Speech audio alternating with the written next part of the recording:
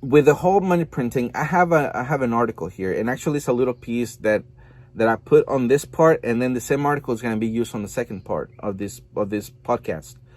And the reason that I did that is because the first part goes along with what I'm reading to you right now and what I'm saying. This comes from tongluongo.me, and the article's title is From the Notebook: The Digital Yuan, Proof of Guns, and the Expiration of Money.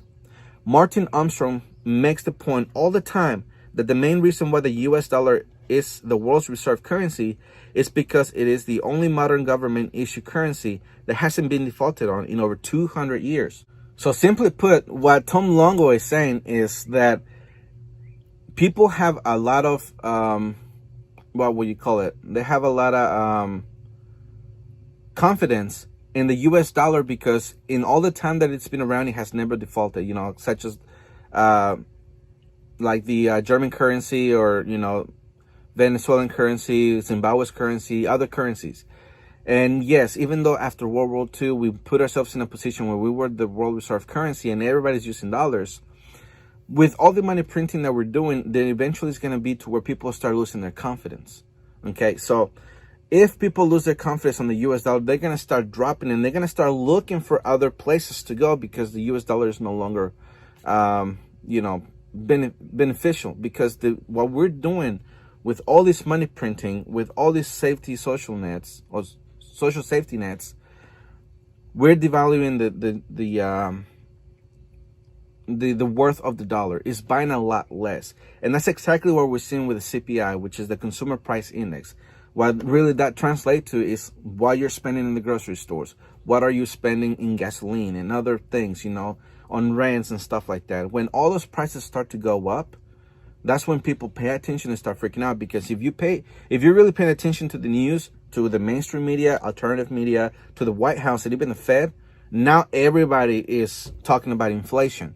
And inflation has been something that I've been talking about in this podcast for a very long time, because really what I've been doing is that I have fast forward to the time when we hit hyperinflation, because from that point on, the country is going to be completely different.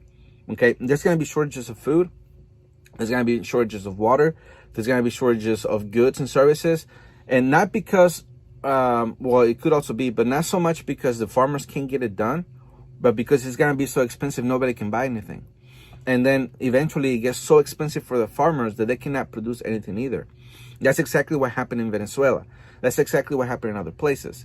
When the hyperinflation hit and the farmers can no longer use the fuel to, power the tractors and be able to mass produce food, then all of that started affecting the supply chain everywhere else within the country. All right, so the U.S. does import a lot of goods, although we do create a lot of the stuff as well, as far as farmers go. But what happens, which is really, not very smart, at least in my opinion, is that we grow the food here, right? Let's just say corn, just for as an example. We'll get the corn, and then we'll grow it, we'll ship it to China so they can process it, can it, and then bring it back to the United States to be sold. That right there is going to cost a lot of money in the future, to where we're going to have to spend a lot more money to pay the Chinese, and then pay to get it back. Okay, so all of that is going to really make everybody suffer, especially on the lower rungs of the economic ladder, because rich people will always have the opportunity to just go. They have assets. Assets are the physical things that they own. They own gold, silver, property, buildings. They own all these physical things, and they can very easily sell them and then take their riches and go overseas. And that is something that we saw when the pandemic first happened. There was a very long list of CEOs that pretty much fled the United States and they went to Switzerland. So that says the precedent that when things like this happen, they're just going to flee and they're going to go to their safe spot.